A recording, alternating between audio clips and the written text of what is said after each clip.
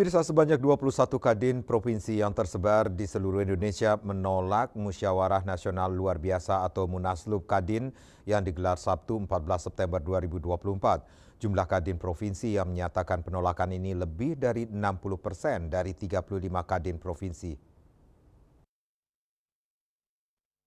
Mereka yang menolak antara lain Provinsi Bengkulu, DI Yogyakarta, DKI Jakarta, Gorontalo, Jambi, Jawa Barat, Jawa Tengah, dan Jawa Timur. Kemudian ada Kadin Kalimantan Barat, Kalimantan Selatan, Kalimantan Timur, Maluku, Maluku Utara, NTT, Papua, Papua Barat, Riau, Sulawesi Tengah, Sulawesi Tenggara, Sulawesi Utara, dan Papua Barat Daya.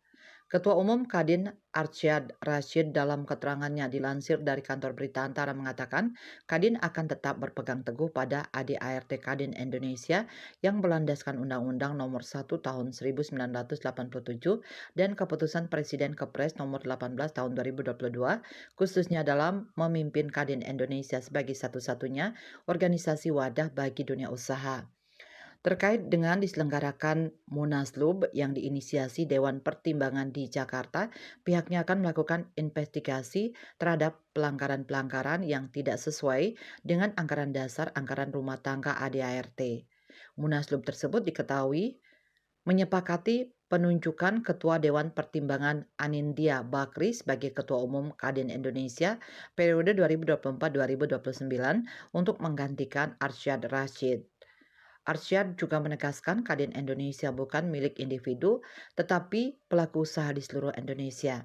Sementara itu, Wakil Ketua Umum Bidang Hukum dan HAM Kadin Indonesia, Daniswara K. Harjono mengatakan, berdasarkan ADART Kadin Indonesia Pasal 18, Munaslup hanya dapat diselenggarakan jika terdapat pelanggaran prinsip terhadap ADART, penyelewengan keuangan dan perbendaharaan organisasi atau tidak berfungsinya Dewan Pengurus sehingga ketentuan ADART dan keputusan Munas tidak terlaksana sebagaimana mestinya.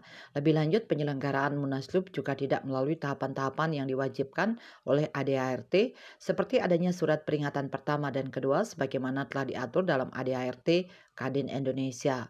Wakil Ketua Umum Koordinator Bidang Organisasi Hukum dan Komunikasi Yuki Nugrahawan Hanapi mengatakan Munaslup yang digelar bukan saja ilegal, tapi dianggap telah mengusik keharmonisan organisasi Kadin sebagai mitra strategis pemerintah dalam membangun perekonomian yang inklusif dan berkelanjutan.